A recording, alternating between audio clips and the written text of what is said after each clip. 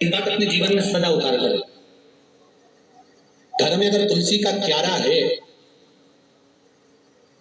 तो तुलसी महारानी हमें ये बता देती है कि हमारे घर में सुख आने वाला है कि दुख। जैसे शनि अपना प्रकोप दे रहा है या शनि उतर रहा है, ये किसी से पूछने की जरूरत नहीं पड़ती, अपने आप मालूम पड़ता। कैसे? शनि कथा अगर आपने सुनी हो तो उसमें व्याख्यान आता है शनि कथा में, पांवों की चप्पल बार बार टूट रही हो,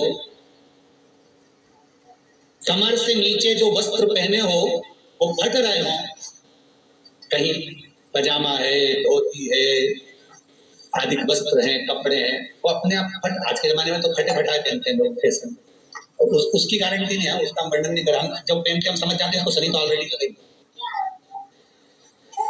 जब उनका घुटना घुटनी सब फटा हुआ दिखता है तो उसमें लग जाता है कि शनि पहले से लग गया बापड़ा, उनके पहने से तो मालूम पड़े। शनि का नियम है, शनि कथा कहती है पांव की चप्पल बार बार टूट रही हो, घिस रही हो, बत्ती टूट रही हो, कुछ कर रही हो, और अगर कमर से नीचे जो वस्त्र पहने हो तो अपने आप फट रहे हो। समझ ले कि शनि पांव से प्रवेश कर रहा, मतलब अपनी प्रखरता शनि दिखा रहा। किसी मंदिर में गए महाराज और वहां जाने पर चप्पल चली गई तो समझ लेना शनि की कुदृष्टि अब पढ़ना बंद होना चालू हो गया। कितना सुंदर कहा है महाराज। जूता चप्पल आज के जमाने में तो फैशन हो गई साहब, घर की चप्पल अलग होती है, बाहर की चप्पल होती है। लोग घर में चप्पल किचन तक में पहन के जाते हैं। अरे पानी ले जाओ सीओर से।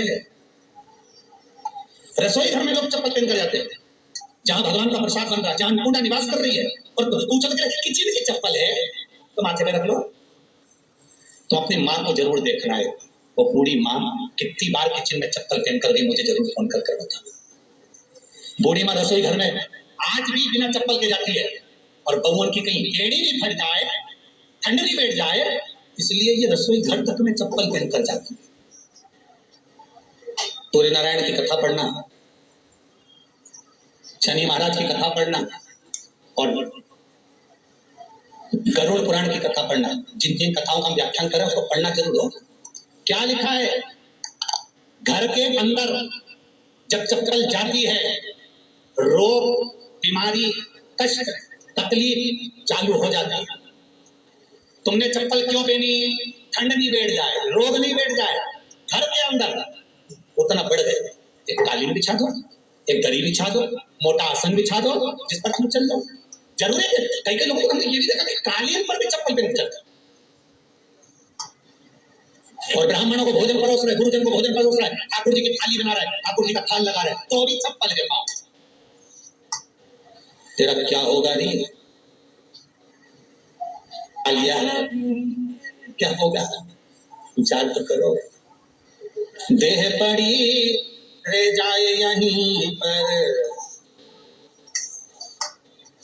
फिर कुंडल और नगीना, क्या हरि नाम नहीं तो जीना। अभी भी सुधर जाओ रे, अभी भी सुधर जाओ, नहीं सुधरो तो सिधर जाओ रे, या तो सुधरो नहीं तो सिधरो, थोड़ा सुधरो।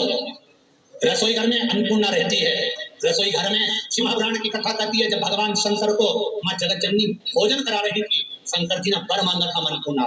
हे अन्नपूर्णे, तुम मेरे घर के बच्चों का भरण पोषण कर रही है, इस मृत्यु लोक में जितने मनुष्य जन्म लेते हैं ये मेरे पुत्र कहलाते हैं।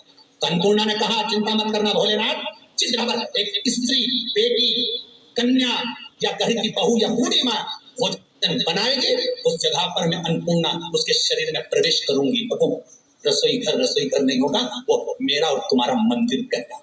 अब मंदिर में चप्पल पहनकर भोजन का निर्माण करना ये श्रेष्ठता है। एक आसन पटक लो आप रसोई घर के अंदर, जिस आसन पर खड़े होकर आप भोजन बना लो, मोटा सा आसन रख लो, चप्पल की जरूरत ही नहीं। श्रीमद् भागवत कथा कर रही है, तुलसी का मंत्र, तो शनि अपनी दृष्टि बता देता है। शास्त्र कहता है जब घर के अंदर प्रवेश करने के, जब आप घर में प्रवेश करें तो कोने में चप्पल को उतार दें, बाहर जगह नहीं है तो घर के अंदर प्रवेश कर लेफ्ट में चप्पल को उतार दें, और 7 या 3 कदम के चप्पल उतर जाना चाहिए घर के अंदर में। और उसके बाद अगर चप्पल अंदर प्रवेश कर रही है तो राहु केतु शनि के साथ प्रवेश करते हैं, जिसके घर में बीमारी कभी पीछा नहीं छोड़ती। शनि कथा सूर्य की कथा का स्मरण करिए, आपको मालूम पहचान हो जाता है। तुलसी बता देती है कि आपकी घर की दशा क्या है। बार बार जल डालने के बाद भी तुलसी सूख रही है, बार बार आप पूजन कर रहे हैं, पाठ कर रहे हैं, तो भी तुलसी के दल सूख रहे हैं। तुलसी बता देगी कि तुम्हारे घर में तकलीफ आने वाली है, कष्ट आने वाला है, सूख रही है। किसी ने जरूर कुछ ना कुछ ऐसा है इसमें घर में तकलीफ आएगी, तुमने लगाया फिर सूखी, फिर लगाया फिर। तुलसा महारानी बता देती है कि कष्ट है। और जिस गमले की तुलसा घेर घमोर हो, फलित हो, आनंद में हो, तो उस घर में फिर दुख नहीं आता, समृद्धि खुद बढ़ती है। जिन शंकर भगवान को आप जल चढ़ाते हो, जिन ठाकुर जी से आप लाड लड़ाते हो, जिन भगवान कृष्ण का आप स्मरण करते हो, राधा रानी का आप नाम जाप करते हो, जिस परमात्मा का आप भजन कर रहे हो, कीर्तन कर रहे हो, नाम जाप कर रहे हो, नाम स्मरण कर रहे हो, उससे तुम्हारा एक संबंध होना चाहिए, एक रिश्तेदारी होना चाहिए। और उससे जब तुम्हारा कुछ संबंध रहेगा, उससे जब तुम्हारी कोई रिश्तेदारी रहेगी, तो उस रिश्तेदारी में जैसे ही आपके प्राण छूटे और छूटते से ही आप जब गए जाते ही आप कहोगे कि कृष्ण से मेरा ये संबंध है, वो मेरा पुत्र, वो मेरा भाई, वो मेरा बेटा, वो मेरा सगा, वो मेरा रिश्तेदार, वो मेरा कुटुंबी, वो मेरा पुत्र। जब कहोगे तो तुरंत प्रवेश हो जाए। महाराज भगवान से संबंध होना चाहिए। कई लोग भगवान को सवेरे से रिझाने बैठते हैं तो भगवान को बनी बनाई बात कहते हैं, ये पाठ कर लो, ये पाठ कर लो, ये पाठ कर लो, ये स्तुति कर लो, सारा बना बनाया। और तुमने अपने दिल से कौन सी स्तुति कर, तुमने अपने दिल से कौन सा भगवान को निवेदन करा, कौन सा नमन करा? बस सवेरे उठना है, नहाना है, भगवान के सामने जाना है, भगवान को नहलाना है, कपड़े पहनाना है, अगरबत्ती लगाना है, थोड़ा सा शक्कर का भोग लगाना। इतने सारे देवी देवता, शंकर जी, राम जी, गणेश जी, सारे देवता, और दो खुरमा लेके, दो एक बालूशाही लेके, दो मठरी लेकर आ गए, एक मठरी लेकर आ गए, और भगवान को इतनी सी कटोरी में रख दिया। अब बोले, कई लोगों से पूछा कि इतनी सी कटोरी में एक मठरी, एक खुरमा, और रोज मठरी खुरमा एक साथ नहीं रखती, तो आज दिन मठरी का भोग लगा दिया, कल खुरमे का लगाए, परसों गुजिया का, परसों पपड़िया का, तो एक डब्बे में भरे भराए रखे रख दिए। और एक लड्डू रोज लगा देगी इतना भर। तो पूछा इतना सा लड्डू और इतने सारे भगवान कैसे खाते होंगे? तो क्यों भाव से। तो हमने कहा तुम भगवान को क्यों, बहुत दुख है।